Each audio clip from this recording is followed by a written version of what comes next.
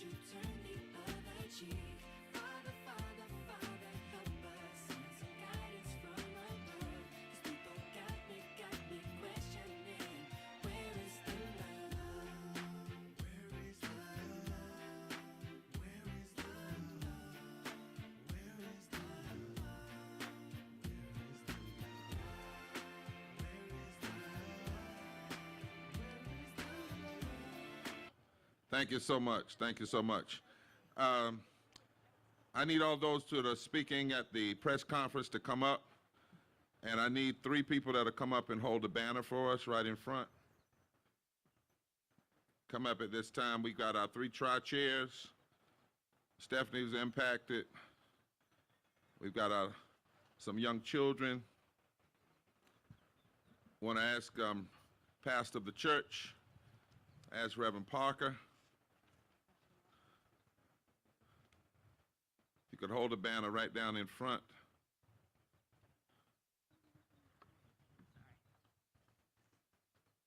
I need some staff up here, organizers, to help people grab some of these placards. Danielle, is Danielle here?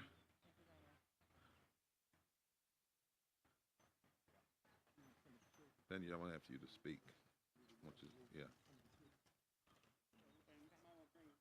All of the speakers come up on the stage. Somebody else needs to hold the sign. Sir, would you like the placards to go to the audience? Yes, ma'am. Thank you.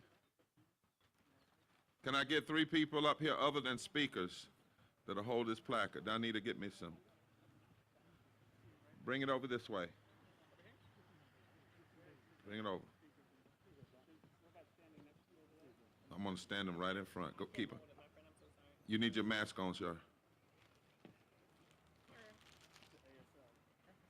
I can't help it. Well, he gonna stand. You sign only because he's the sign language. I want to make sure because I don't want people asking. Like stretch it out nice and wide. All right. Members of the press, are you keyed into the microphones? All right, hold that nice and tight, Norm.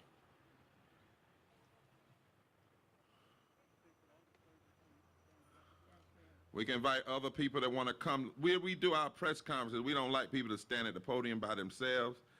So I know it's a little warm, but come on up, audience. We really rather you be in the press than sitting out as the audience, because we're all one family. And so grab a placard, pass people a placard. Where's my brother from the United Methodist Church I was with on Sunday? Hey, there he is. Come on down around, Doc. Now, some of these preachers, I'm going to call on y'all. Don't be, you know, like they used to do in church when they call on the deacon to pray. So I know you're ready. Hey, Try not to get in the way, brother. No, you come on here. And we need diversity shown. Black, white, brown, native, fat, skinny, somebody said, young, old. This is a people's thing. And if you hold your placards up so the media can be clear what our messaging is, we want folk to know. So hold them up right in front of you. We need some placards over on this side real quick. Come on, team. Y'all are beautiful down here. Look at you, look at you. All right.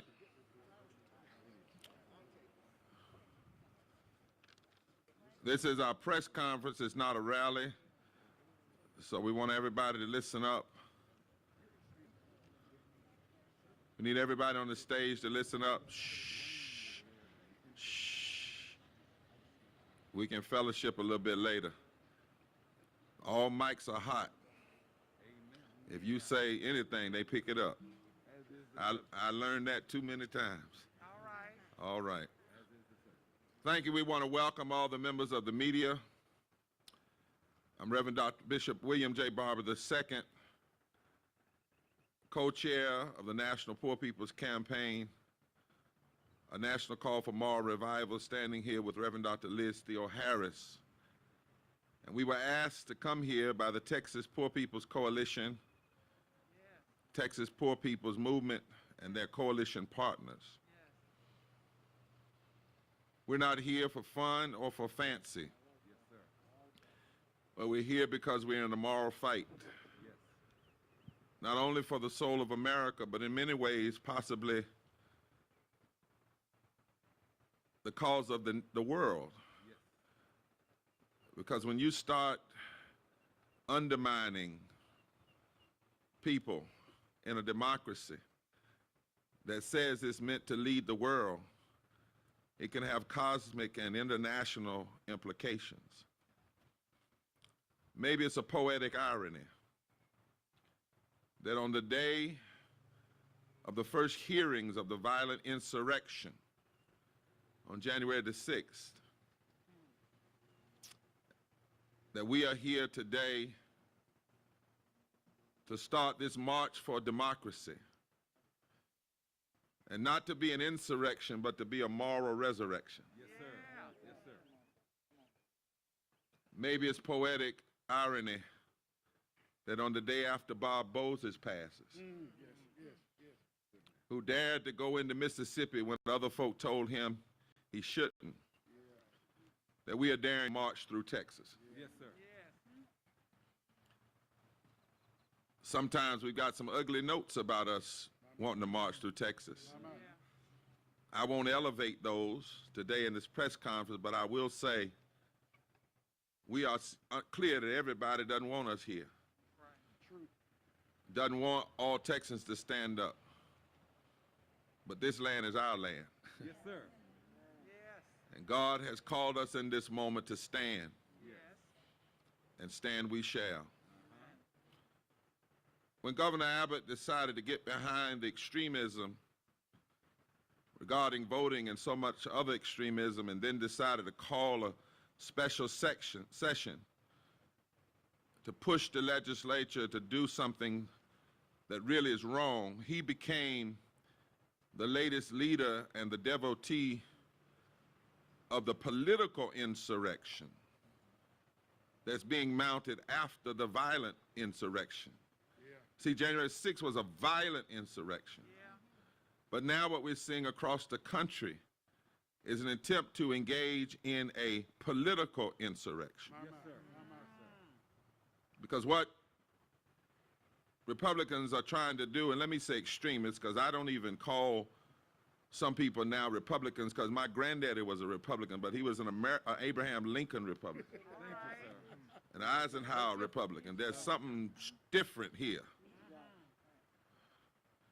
And what we see happening here is happening all over the country. And Texas is like the canary in the mine.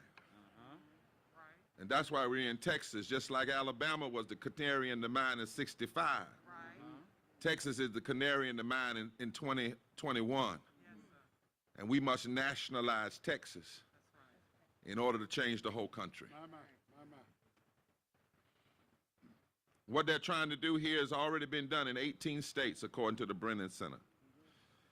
Over 300 bills have been passed to not only suppress the right to vote, Brother Beto, but to retrogressively suppress the right to vote. In other words, take away what 56 million people used in the past election to participate.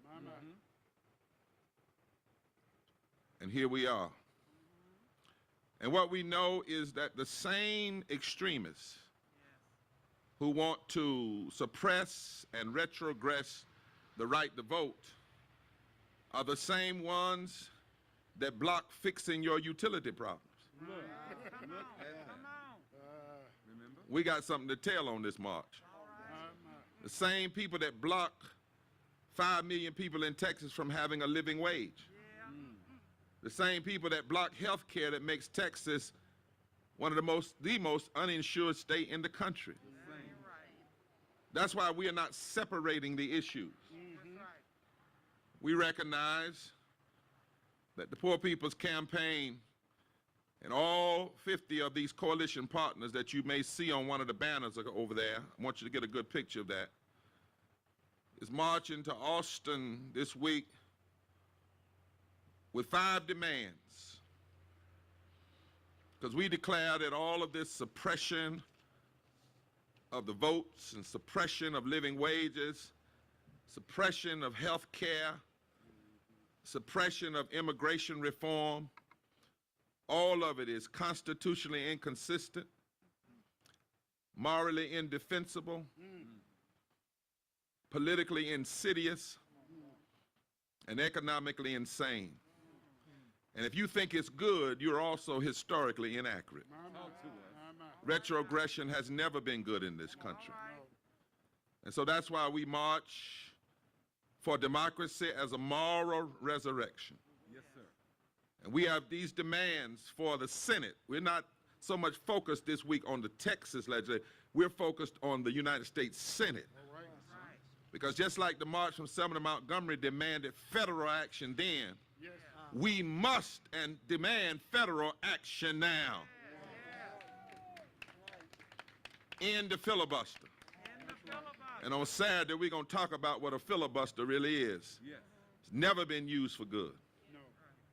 Its name tells you what it is, filibuster. It's meant to bust stuff. Number 2, pass the real John Lewis Act, which is the For the People's Act. Yes, sir. That's the bill he wrote, and that's the only game in town. And then when it's written, and media, you need to make this, because some people say, well, I'm for the Voting Rights Act, but I'm not for the People's Act. There is no Voting Rights Act restoration. It hasn't been written. Yes, sir. Yes, sir. Manchin and Sinema signed off, well, Manchin did, as co-sponsors of the For the People Act. But he did it when McConnell was Senate leader, and he knew it would never get to the floor. Now that it's come to the floor, all of a sudden he wants to remove his signature. There is no Voting Rights Restoration Act passed yet. So the only John Lewis bill is the For the People's Act. Yes, sir. Help us. And then we need to pass $15 minimum wage now. We'll lift 32 million people. And we need to do all of this. We need to protect our immigrant brothers and sisters and their rights. Particularly DACA students. And we need to do it all by August the 6th. The anniversary of the Voting Rights Act, when a Texas Democrat who was a president signed the Voting Rights Act into being. LBJ. And we can do this. It can be done now. And any person, politician, who's not committed to this is a part of the political insurrection. You're an accessory to the crime. Yes, sir. I don't care if you're Democrat or Republican. Clear. You're an accessory. See, we're preachers. We're going to say some things other folk can't say. You're an accessory to the crime of retrogression and political insurrection. There is no moderate position when it comes to voting rights and living wages and protecting immigrants. And there's no moderate position. Nobody swears on the Constitution to be moderate. No. Look. No. You don't even swear to be liberal. You don't swear to be conservative. No. You swear to uphold, to establish justice, to promote the general welfare, to ensure equal protection under the law. That's no moderate position. Go tell other folk to be moderate, but when it comes to these things, we will not be moderate. We will mandate that change must be. And not only that, as I close in this opening statement, an overwhelming majority of Americans want expanded voting rights. Yes. They want living wages. They want universal health care. They want common sense immigration reform. But none of these policies are supported by the corporately funded extremists who have hijacked the Republican Party and even slipped into some parts of the Democratic Party. And when Senate Republicans lock arms to block debate on federal voting rights, they made clear that they are willing to run roughshod over the people. Yes. What they're saying is they are more comfortable with this country being moved and guided by the greed of the U.S. Chamber of Commerce than the vision of the United States Constitution. And we cannot have that. No. No. This bill is not Jim Crow. This is also not Jim Crow. It's James Crow Name it. Esquire. Name it. It's not just at black people. No. No. When you look at the bills that are being written now in media, please look at this. It will hurt white people and women and black people and Latinos and Asians and Native and poor and low wealth people at most. The 140 million poor and low wealth people in this country, 12 million that stay in Texas, 5 million that make less than a living wage right here in Texas. This is James Crow Esquire that wants to shut down the voice of progressivism in this nation. And whoever it is, Democrat or Republican, if you stand for this kind of retrogression and suppression, you are threatening not only the existence of a party, Republican or Democrat, you are threatening the existence of the democracy and the possibility of America. Now, some so-called Democrats say they don't want to push forward, you know, even though we use 51 votes to put Supreme Court justices on the bench for life. You mean tell me we can't use 51 votes to save the life of the democracy? Yeah. Something wrong with that. Yeah. And some Democrats are saying, well, we don't want to push forward because if we pass this, then the Republicans take over, they might overturn everything. Well, first of all, maybe if you pass things, they won't take over. Talk to me. Why do you have to have a losing attitude? Why is your attitude, if I do right, I'm going to lose? Come on, Bishop. Why don't you just do right?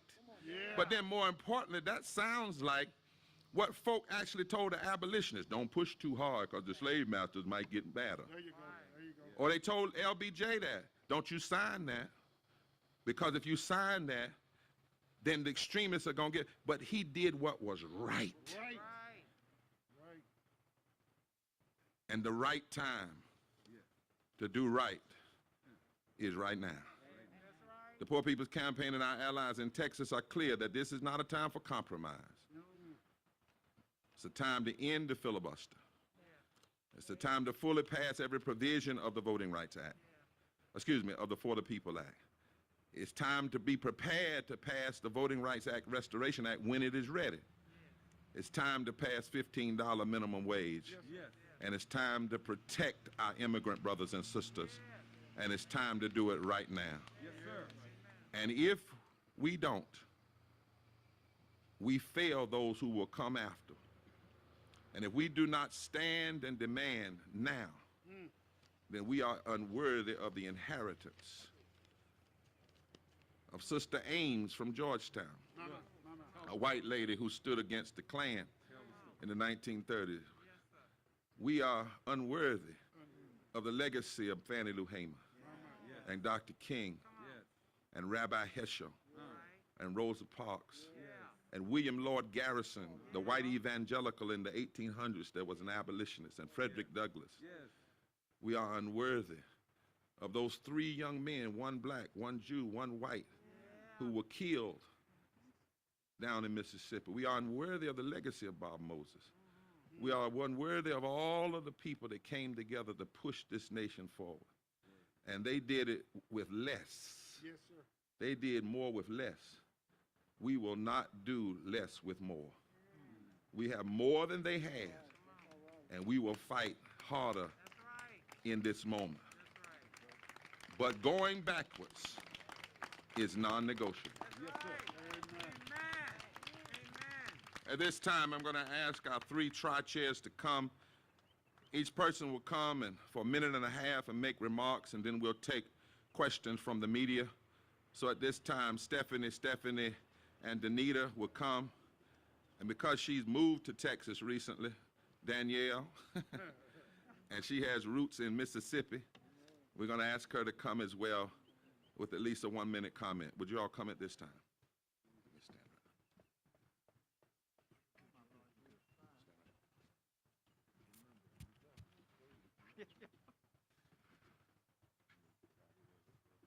Y'all come. Can they get up? Come on.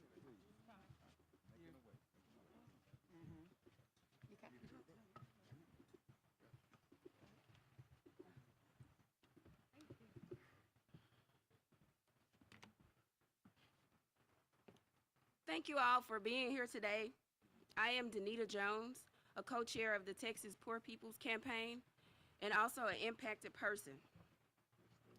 We are here to announce that a more reckoning is upon Texas.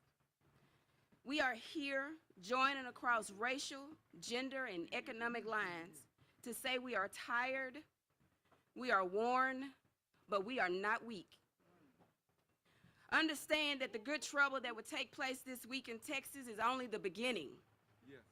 Understand that we are here to stay. Understand that our demands will be heard. Understand that now is the time. We are the people. We demand to be heard. We demand a fair democracy. We're going forward together. That's right. And not one step back. I have too much at stake here. I'm the mother of 5. And to tell my 5 children that 2 of you can go get your checkup and the other 3 will have to wait till next payday is unacceptable. That should not be. To have my home turned into an impromptu shower station for our neighbors during the snowstorm should not have taken place. That's right. To go 3 weeks without clean water is not acceptable. To go unheard is not acceptable. So hear this. We are here, we are mighty, and we will stand strong with everyone here in this fusion movement. That's right. If you do not have time to stand strong, I ask you in all humbleness, get out my way. All right. Say that. Because I am not here to play. That's right. I am here to do what's right for my fellow Texans, for my children, my son that stands here. I am here, and I am not going anywhere. I don't have them on, but these boots I have are made for walking. Come on. Yeah. And I'm going to walk all the way to the Capitol to have my voice heard. Amen. Thank you. Amen. Thank you. Beautiful. Stephanie.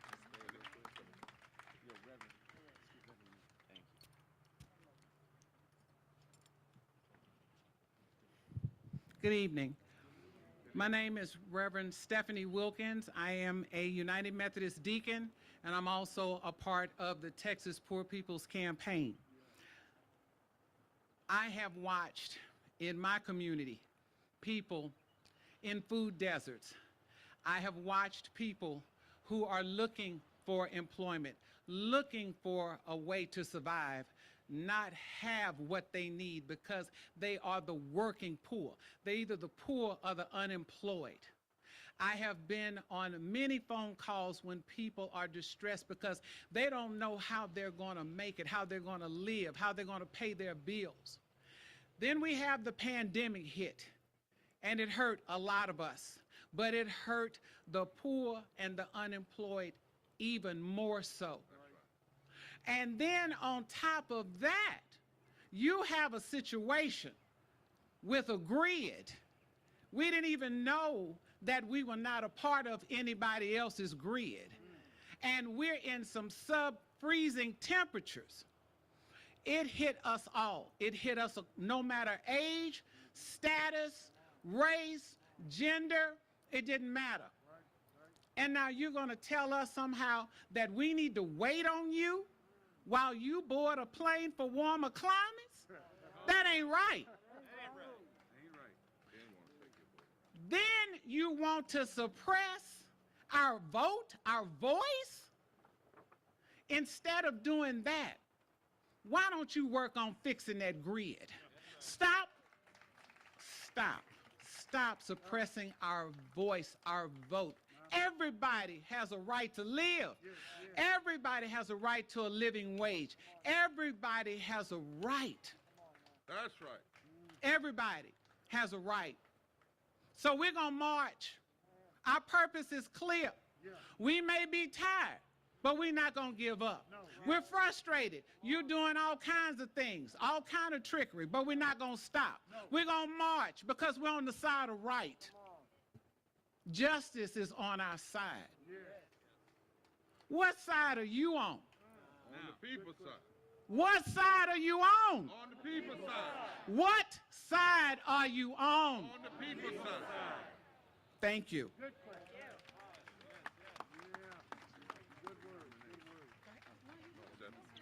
You next, Steph.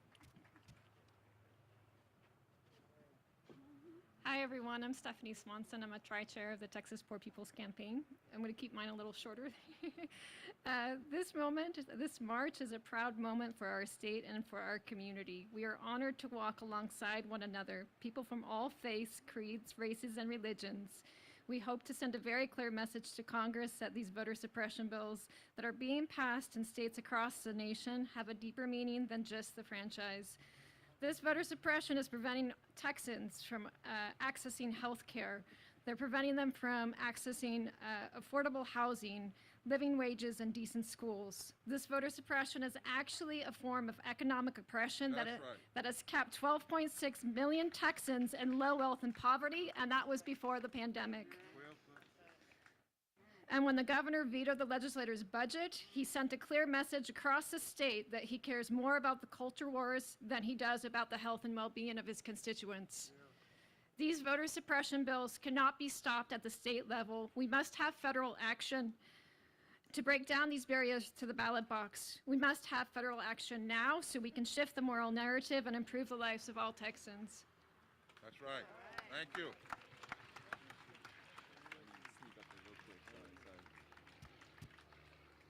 Hello, Texans. Hello. My name is Danielle Holmes. I'm national organizer with the Poor People's Campaign, a national call for moral revival. All right. And as the saying goes, we only get what we're organized to take. And we have been organizing across this country. And we're going to demand, and not only demand, but take back everything that the enemy has stolen from us. I'm from Mississippi, where the cliche is the Bible Belt state. Mississippi is the belly of the beast. See, the rights that you all are fighting for here in Texas, we don't have those rights. So we don't have a fight to fight. We have the bare minimum voting rights. You all are fighting to retain the rights. But I've always had a vision even before coming to the Poor People's Campaign, of organizing the South. That's right. And I've studied the Southern strategy. And what has happened now is that they have nationalized the Southern strategy. That's right. So now it's time for us to nationalize our movement and organize in every state in this country, march across this country, and we don't stop until we win. That's right. We demand that organizations, social justice organizations, I'm a troublemaker, so I may say some things that my leaders won't say. But I'm here to tell you personally that I'm going to challenge every organization that says that that look like us, say that they represent the people, but are going behind back doors, compromising and making deals. Not only must we challenge lawmakers that are blocking us, but we must challenge every organization that does not stand on the side of right and in the best interest of our people. We're here to fight, and we're going to fight like hell. That's right. We thank God for our 3 tri-chairs, our national co-chairs, and ain't much she gonna say that I won't say and we won't say. Because the truth is just the truth. Yes, sir. And we want the media to get this. If you notice how we're not just talking about the voting, we're connecting the dots. Correct. All week long, we're gonna connect it. Dr. King connected that at the end of the Selma to Montgomery March, he said that the great fear of the Southern aristocracy and the greedy was when the Negro masses and the white masses joined together and vote in ways that changed the economic architecture of the country. Yes, sir. He said that's why there was such an issue with the Voting Rights Act, and that's why there was such an issue with suppression. It's not just about skin color, it's about power. Right. Yes, sir. And money. Yes. And who gets what, when, and where. Mm-hmm. And we're going to be very clear about that. That is why we have no compromise in the filibuster. Pass the full provisions of the For the People's Act. Mm-hmm. When the Voting Rights Act is ready, restore it, pass 15, and protect our brothers, immigrant brothers and sisters. Do it now. It's a shame and disgrace that in a week we'll be 56 years after the Voting Rights Act of 65, and we got less voting rights today than we had August 6, 1965. Somebody say that's a shame and a disgrace. Now we've got some Latinos, young people who want to make sure that they're clear on how we're united. We want to invite them to come up. And those of you that are in the back, if you want to come on around, I know it's warm, but you want to join us and get in a little tan, come on around so the cameras can see you too. Come on, young folk, where are they? Let's give them a big hand. Are they here? Right behind you. Come on. Yeah. Come on, all of them together, yeah. More slide over there. So you can, come on, let's get down. Remember, lean into the mic when you're talking, all right? Lean into the mic when you're talking. Tell us the truth, young lady. All right. You got it. Slow and loud. Hi, my name is Sienna, and voting rights matters to me because my family is considered lower class, so taking away our voting rights is taking away our voice. That's Be loud, Sienna. Be loud. Tell them. Tell 'em. It's already hard enough to vote, and making it harder is even worse. My stepdad has to work a hard job, and my mom has to take care of her 2 kids at home, which makes it harder to vote, meaning 2 less votes and 2 less opinions. Wow. Thank you, young lady. Thank you. Thank you. Let's go, Brian. Be loud, Brian. Be loud. Say it loud. What's that? I just gotta say that the government should listen to everybody, regardless of race, citizenship, and how much money they have. I'm only 13, but I'm here today because I want to create the opportunities for my people. Good people. Yeah. What's your name? Brian? Huh? Brian. Ryan, I want you to do me a favor. Because I get tired sometimes when we ask our Latino brothers and sisters to speak in English. Because they smarter than us. They can speak in 2, 3 languages. Right. So can you say that in your own tongue? Not right now. You not right now? Yeah. Can you? Yeah, Okay. Lee can do it. How about that? I want the world to hear it in your own tongue. Beautiful. Come on. El gobierno debería escucharnos. There you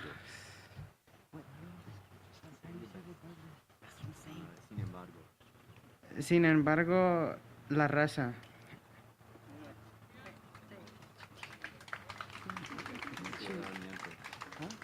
Si tienes papeles. Yeah, help him out.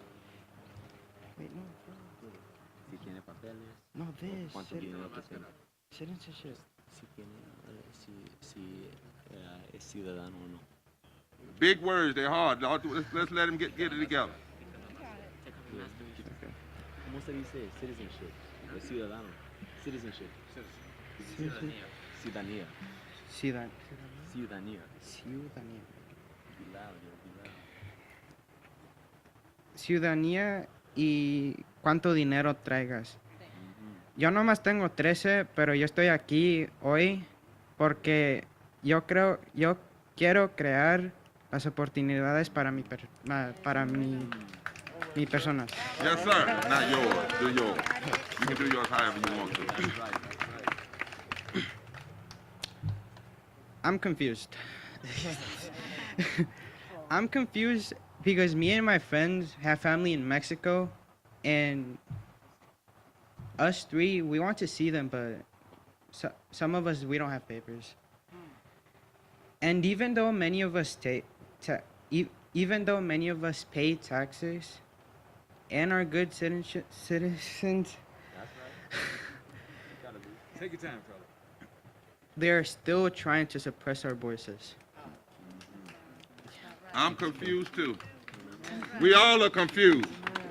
But we're getting ready to address the confusion. Give these young folk a big hand. Come on. And welcome Reverend Dr. Liz Theo Harris, the co-chair of the Poor People's Campaign. Good afternoon. Good afternoon. My name is Reverend Dr. Liz Theo Harris. I'm the co-chair of the Poor People's Campaign and director of the Cairo Center for Religions, Rights, and Social Justice at Union Theological Seminary. I come before you this afternoon as a granddaughter of undocumented immigrants, a proud daughter of social justice fighters, a mother of public schools children, someone who has personally experienced poverty, homelessness, and low wages, and a friend and pastor to untold numbers of poor and low-wealth people of all races, creeds, and from all places. And it is in all of these roles that I stand before you to say, our democracy is in peril. Yes, it is. Our country is in need of a moral resurrection. Yes. And I'm honored to be here in Texas, where the people are leading the way. Thank you. I hear the cry of the prophet Isaiah here in Texas, woe to you who legislate evil, who deprive the poor of their rights, making women and homeless children their prey. In this time, when our voting rights are under attack, when economic justice is being denied, we must call out the immoral obstructionism of Congress. We must demand that the U.S. Senate end the filibuster, pass all provisions of the For the People Act, fully restore the 1965 Voting Rights Act, raise the federal minimum wage to $15 an hour, and fully protect the rights and dignity of all 11 million undocumented people. We are all too aware that the extremist politicians who are suppressing and stealing our ability to vote are the same politicians who deny living wages, refuse to expand health care, exploit immigrants and LGBTQ plus people and women, and so we march. We march for our children.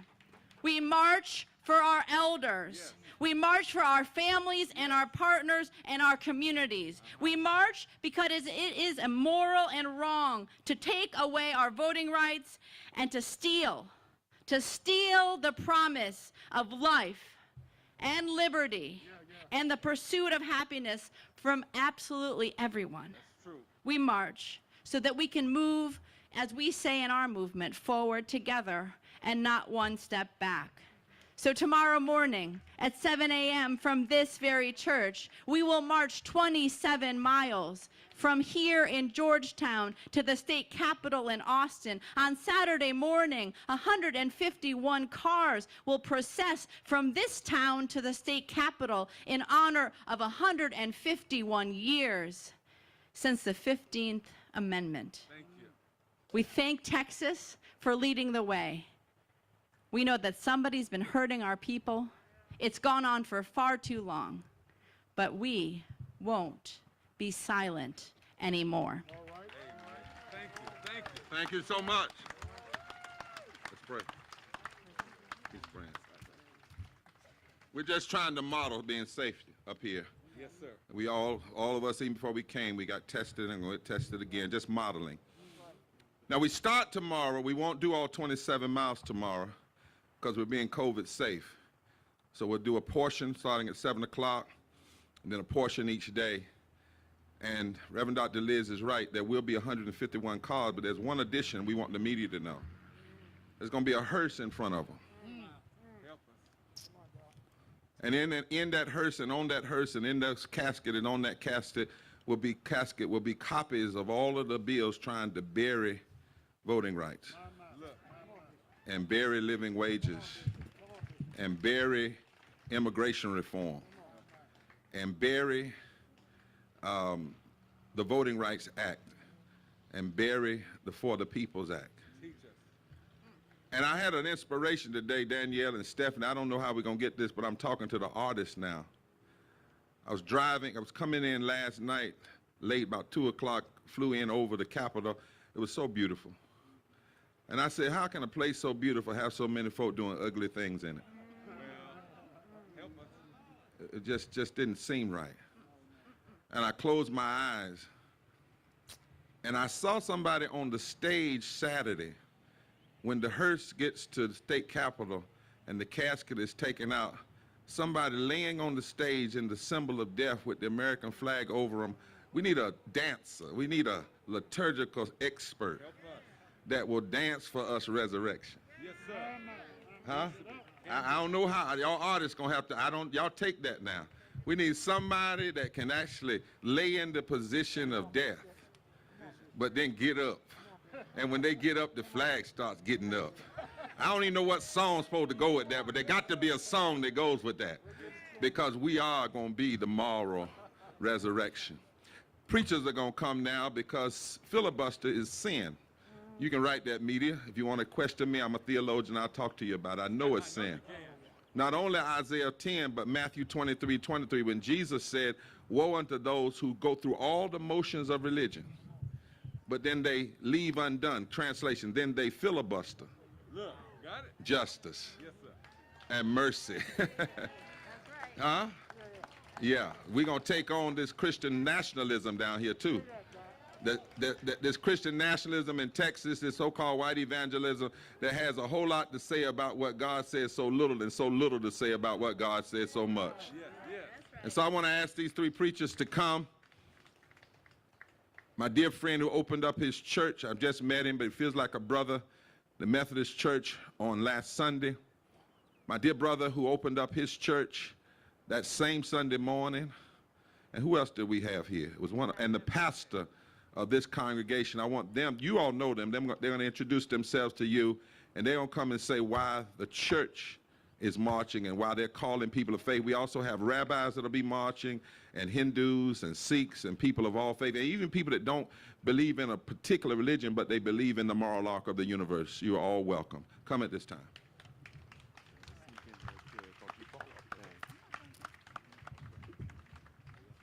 Thank you, Bishop.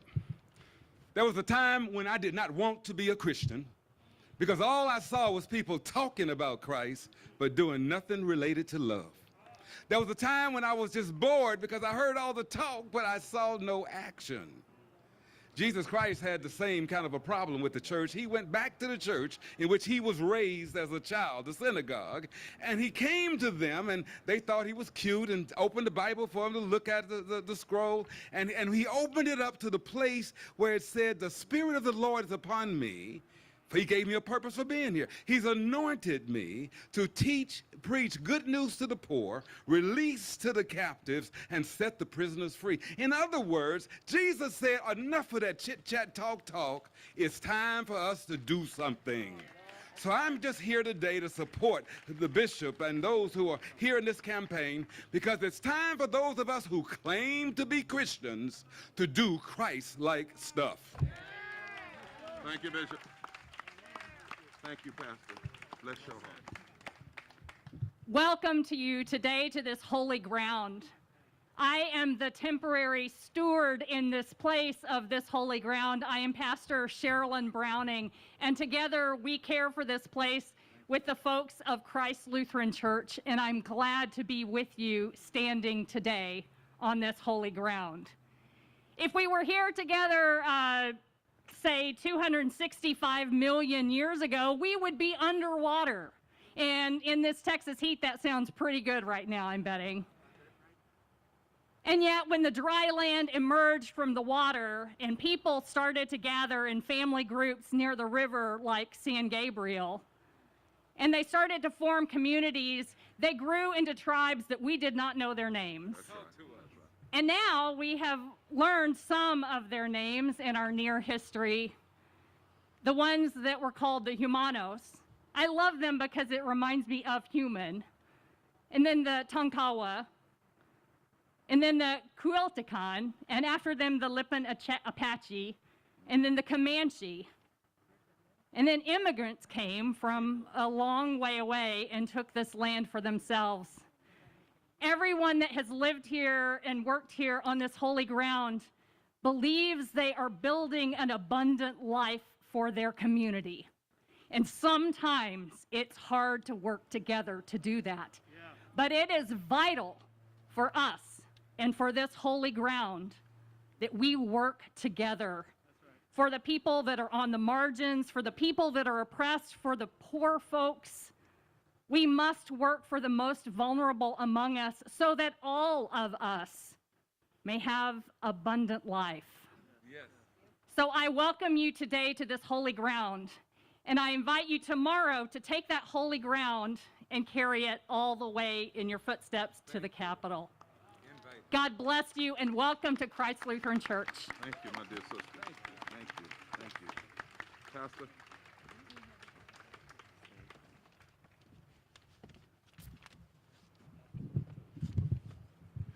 I am Pastor Joseph Parker, David Chapel Baptist Church in Austin, and we're glad to be here today.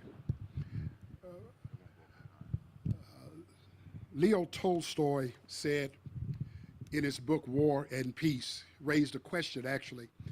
He said, how can one be well when he suffers morally? As a Baptist preacher, Black Baptist preacher, I close with this. I just stopped by to say, how can Central Texas, Austin, and America believe it is well when it is suffering so morally?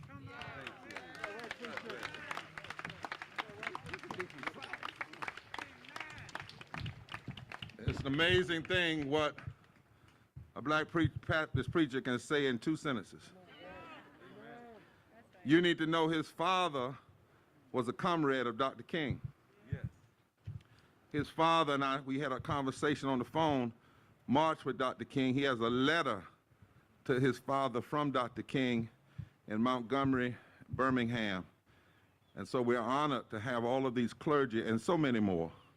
All the clergy, raise your hands. See, look around. All the clergy. All the people that don't necessarily have a religion faith, but you believe in the moral arc of the universe and doing right, raise your hand. We can, in fact, as the pastor said, work together. But we also, in this moment, have to know that holiness and unholiness can't be in the same room. Somebody got to get redeemed. Either the holy got to become unholy, or the unholy has to become holy.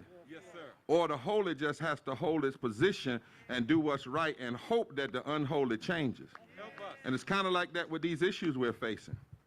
Because there are people who tell us, well, if y'all could just compromise. Let me tell you about the compromise. First of all, that's a trick of power and racism. Y'all remember the 3/5 compromise? Yes, unfortunately. Every compromise is all, the folk that normally want to compromise, here's the problem. They don't come with the promise. No problem. See, if you come to the table with the same promise, we're going to fix this. We believe there's a problem. Then we can compromise. But if I'm at the table and you're suppressing my vote and you don't even believe that suppressing the vote is happening, then there's no compromise there. Because if you compromise, then it's capitulation. In that moment, you got to have courage to challenge and to work for change. And so one other person that's coming before Brother Beto, and then we'll take questions. He's a bishop, and he's with the Rainbow Coalition. He's going to represent all the various groups that are coming, supporting. Yesterday, we did 27 sit-ins in 27 states. And I want the media to hear this. We sat in Democratic offices and Republican. Our movement is not partisan, but it's deeply political. Huh? That's what makes it moral. It doesn't matter to us if you're Democrat or Republican. What matters on us is right. And I detest folk sometimes who say, well, you can't say what's right. Well, if you can't say what's right, why do you swear to uphold the Constitution? Now. Talk, sir. Some things are just right. It ain't nothing about liberal versus conservative. It's about right versus wrong. If you undermine my equal protection under the law, that's just wrong. It ain't a little wrong. It ain't a white lie. It's just wrong. And we've got to have some courage in this moment. There's been too much capitulation when it comes to doing what's right. And you know who always gets the short end of the stick when it's capitulation? Poor and low-wealth folk of every race, creed, and color. Bishop, would you come introduce yourself to the people and say what you have to say on behalf of all the folk that are coming? Then Brother Beto, our dear friend, will come. Then we'll take questions from the media. Yes, please. Let's give it up for Bishop William Barber and the Poor People's Campaign. Yes, sir. Dr. Liz Theo Harris. Come on, make some noise for them. Come on, make some noise for them. Texas is alive. I bring you greetings. I'm Bishop Tavis Grant, the National Field Director for the Rainbow Push Coalition. On yesterday, Bishop William Barber and Reverend Jesse Jackson sat in at Senator Sinema's office. Reverend Jackson was willing to be arrested. He's free tonight and on his way to Austin, Texas, first thing in the morning, to join us in this 27-mile trek. And I want to thank all of the organizations. There are so many of them: SEIU, Transformative Justice, Code Pink, the Red Letter Christians, so many organizations who are joining this fight because it's the right time for a fight like this. Yes. And this is a fight that we can win. Right. I said, this is a fight that we can win. Howard Thurman said, don't ask what the world needs, ask what makes you come alive and go do it. Several weeks ago, when Bishop Barber got this inspiration of doing this march, I think I was the first one to say that Rainbow Push is marching every step of the way on the front line of this fight to end the filibuster, to pass every provision of the For the People's Act, and give working class people a living wage. If you're in favor of that, make some noise out here on these holy grounds. You know, the importance of this fight is how we respond and not how we react. And sometimes we fail to realize that when things are at their worst, God is at his best. Yes, he is. In our Holy Writ is a story of a man named Lazarus. And Dr. Liz, they thought that Jesus was too late. But one of the things we learn is never too late to show up. And we want Austin to know, and we want Georgetown to know, and we want Round Rock to know it's not too late to show up, and it's not too late for a moral resurrection all over this country. Lazarus represents the unemployed. He represents the no income. He represents the LGBTQ. He represents people who want a fair chance, and once and for all, he represents people who want a fair democracy. This is our land. This is our country, and we're getting ready to take it back. If you're in agreement with us, join us on tomorrow. The march is on. Yes, sir. Yes, sir. I told you, these preachers gave me 5 sermons in 2 minutes. That's what I love about them. I just thought about Lazarus was rejected. That's what happened when they throw you in the grave, rejected. But the rejected have to lead the revival. Look. And as you said, it's never too late to show up. It's never too late to show out. And it's never too late to shout. Yes, sir. And we're going to be shouting for justice all the way. Listen, tomorrow at 7 o'clock a.m., you have to be here. We got nurses, temp check, masses. In order to march with us, you've got to have proof for the march that you've been vaccinated. We got to keep folks safe, amen? And good feet, somebody said, and wear good shoes and make sure all of those things. Then on Saturday, everybody's invited, but we're asking everybody to mask up. And we're asking everybody to stay COVID safe. We're not going to be in Austin all day. We're not going to have a rally to the point people forget what they're rallying about. We're going to be surgical and serious. We're going to be, and I'm emceeing, so we're going to be surgical and serious, right? Because that's what this is about. We can't get the message. We told everybody, nobody's ego is greater than the message. The message is what's most important. And so we also had, when we said this, we've been in this for over a month. Poor People's Campaign announced that we didn't need one action. We needed a season of moral action. And over there again, meet all of the persons. I want you to get a good clip of that, show people it's not one in one group. That we started on the 12th, the 23rd of June, then the 12th. Then last week, over 100 women were arrested from 42 states in the capital. This week in 27 states. Austin this week. The capital Georgetown to Austin this week, then Austin. Then on Monday, 1,000 clergy and 1,000 workers, perhaps, that are coming together in Washington, D.C. for another action. And then the 6th happens. And if we win anyway, if by the 6th they act, we're going to shout hallelujah. If they don't act by the 6th, we're going to intensify and embolden our agitation. But either way, as they say within the young folks say, it's on, baby. And Brother Beto knows it's on because he's been going all over this state. He's my brother beloved. And somebody said, well, how can Brother Beto come? Because he's not an elected official. See, we don't let elected officials come on the stage if they're currently elected. He ran for office, but now he is walking in that great tradition of a moral leader. I don't know what he'll be called to do in the future, but right now, he's moving all over the state and the country saying, we've got one opportunity to do this, and we've got to make it right now. I love him. Reverend Jackson was his father worked with Reverend Jackson back in the day. What I learned about Brother Beto, he ain't scared. He'll say what need to be said. And when you're going to go out on a limb, make sure you go out there with somebody going to stay with you. Brother Beto, would you come? Thank you, brother. Thank you so much. Thank you. Reverend Theo Harris and Bishop Barber, the Poor People's Campaign of Texas, all these great women and men of faith, and those who've come together under this beautiful sky today. I want to thank all of you for making this moment possible and allowing us to make the most of it. It's true that Texas has produced laws which make this the hardest state in the nation, bar none, in which to vote. It also happens to be true that the current Republican leadership, from every statewide official to the majorities in both chambers of our state legislature, have introduced legislation that would make it even tougher, but not just on anyone. Those Texans with a disability, the very young, the very old, the working poor, black and brown, and other minorities in Texas are targeted for voter suppression and intimidation, as they always have been in this state. I want you to know that. But I also want you to know this. This state also produced a man whose name you may or may not know, Dr. Lawrence Nixon.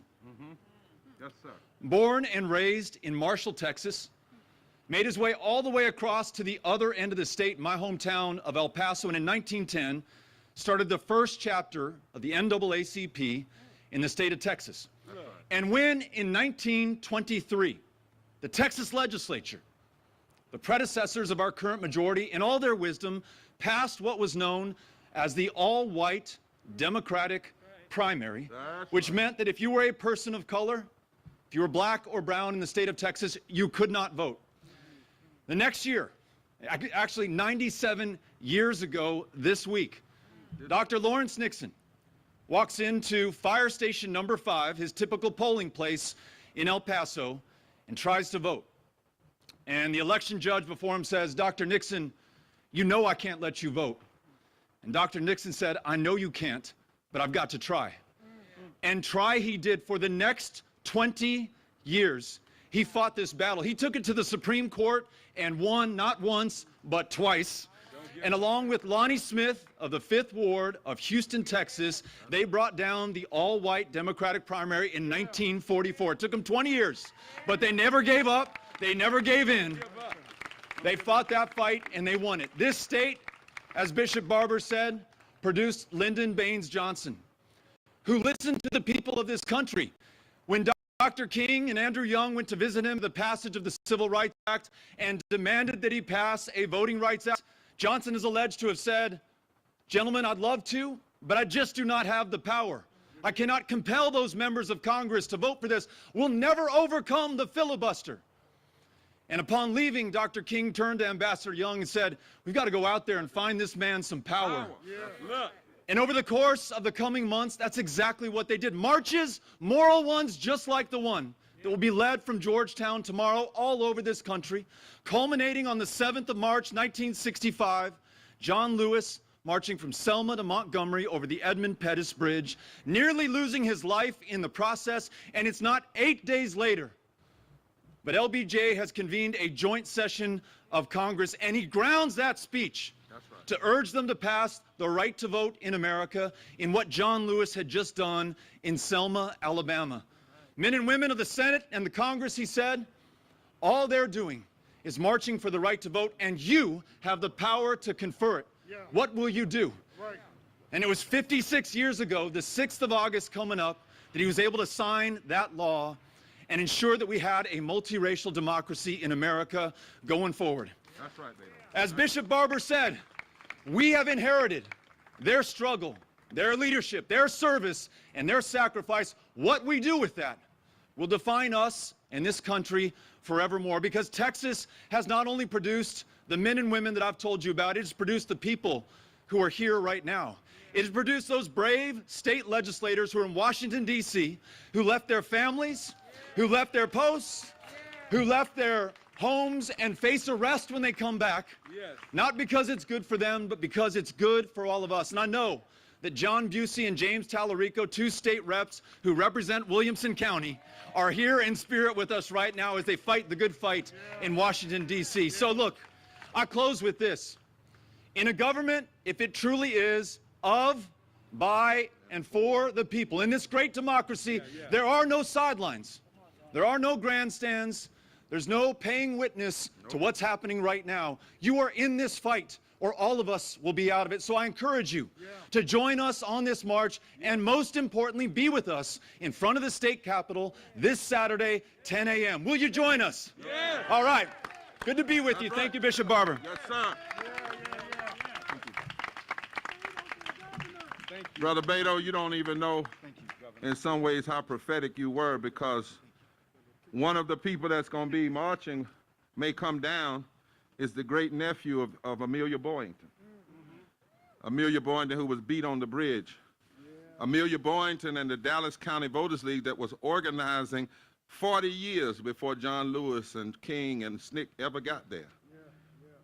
When they were at the March on Washington, they were down there with Diane Nash organizing in Selma. In fact, the only reason the March on Washington worked is because they had 200 cities where actions were going on like this. Look.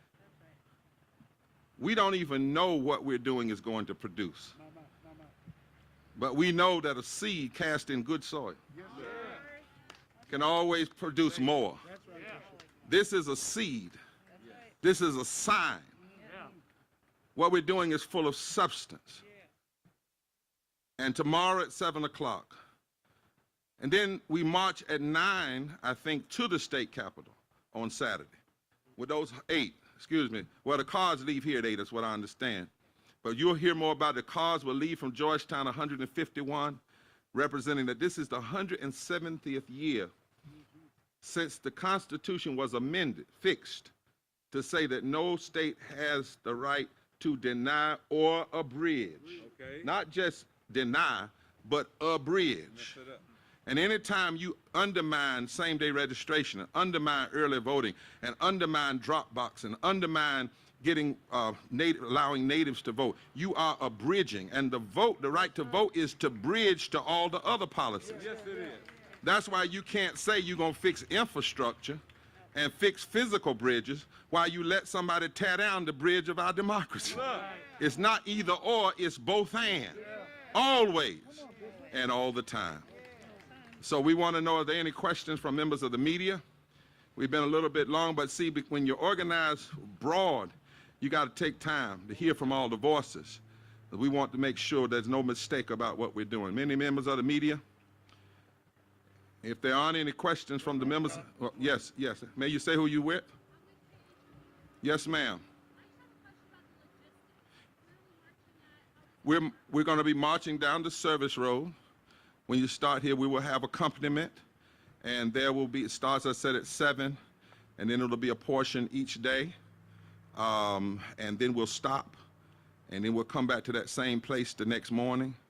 Now, if it wasn't for COVID, we'd have put out tents outside and just stayed outside. But our advisors, our public health advisors, told us, spoke to us against that.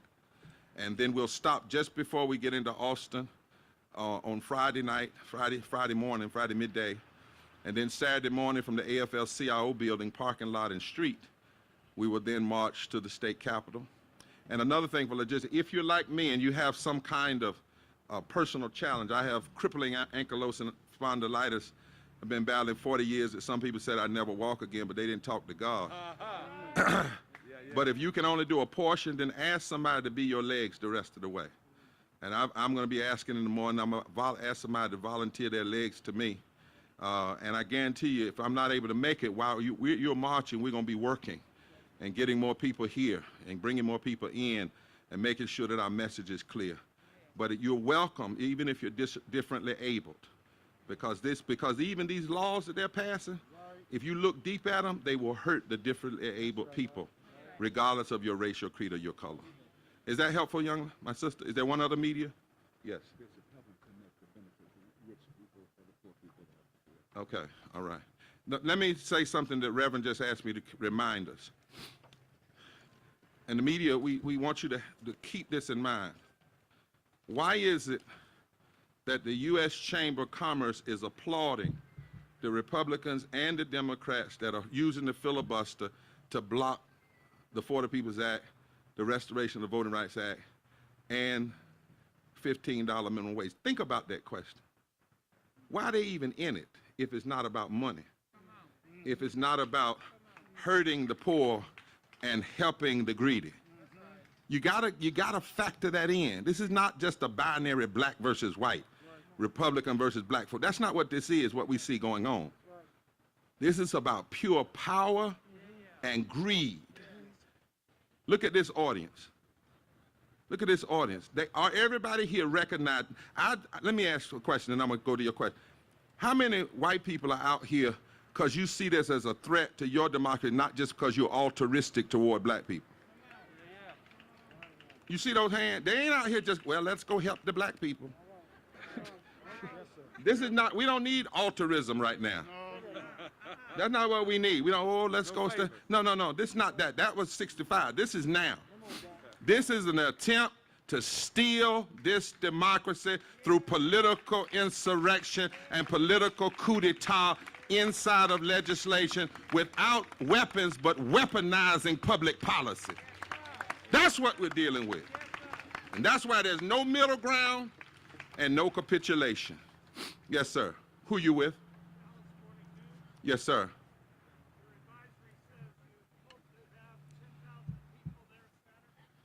Well, we didn't say that. We never put a number.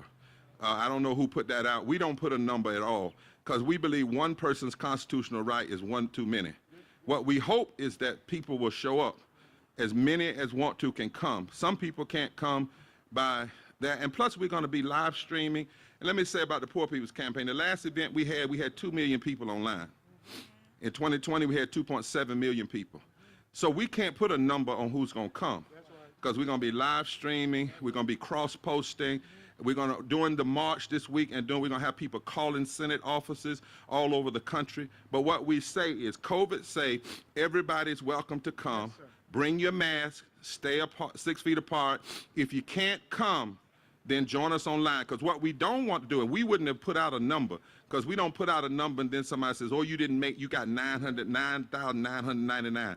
The fact of the matter is 70% plus, in some places 80% of the American public wants the things we're fighting for. And in West Virginia, 79% of all the West Virginians, not Democrats, 79% of all West Virginians believe matching is wrong, and the same is true in Arizona and all across this nation. Thank you for that question. Yes, sir.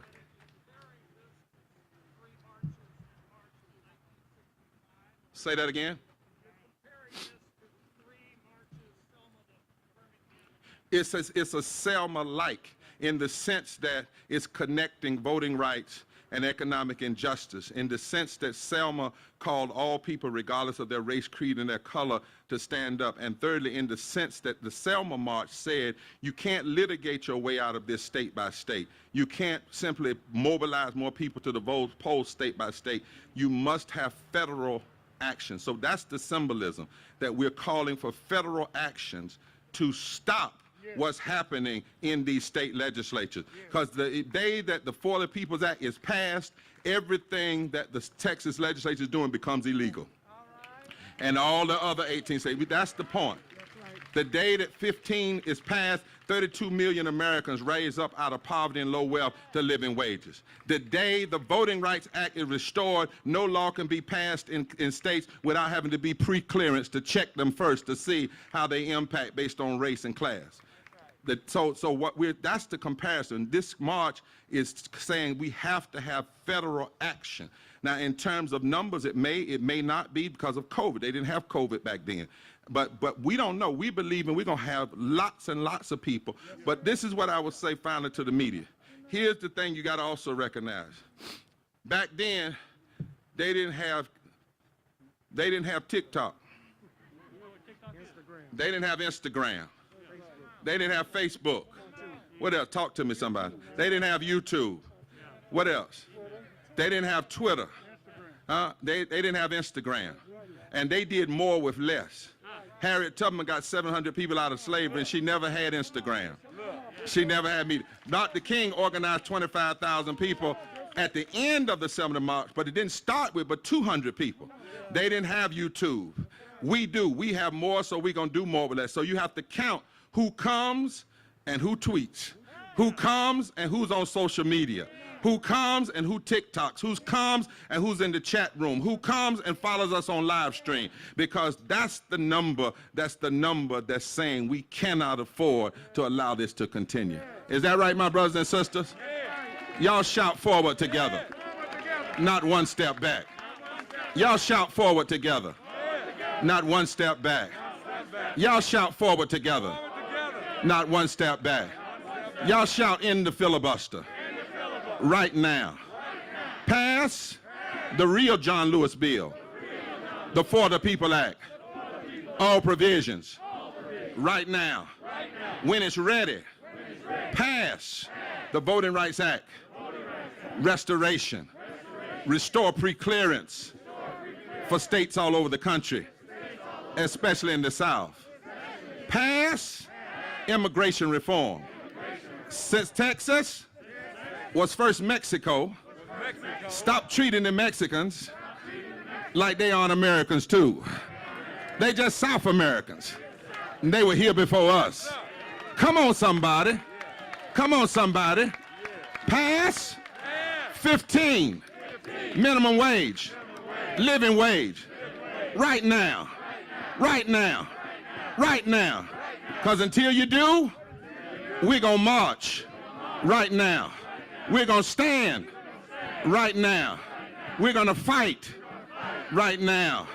And we're never going to quit, because there is the fierce urgency of right now.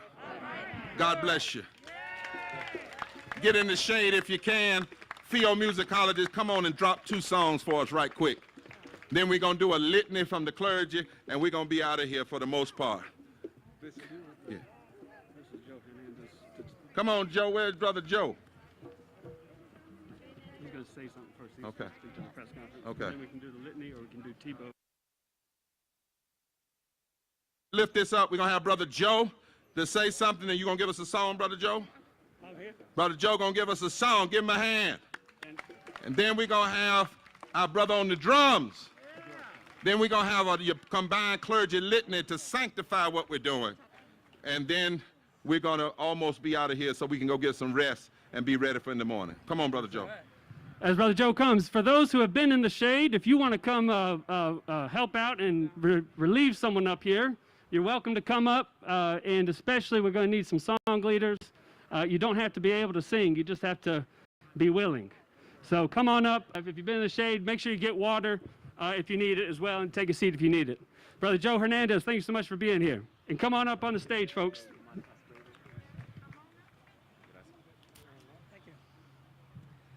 Thank you.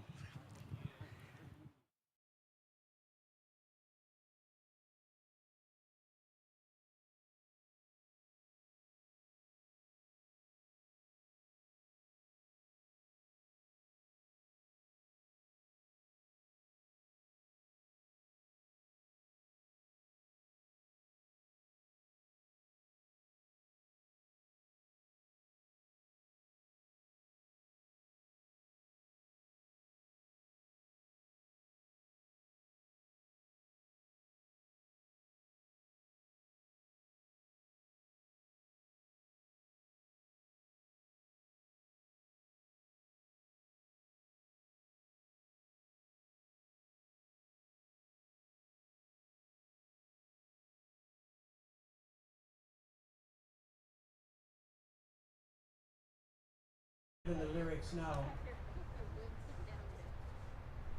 was by Gene Ellison. You can make it.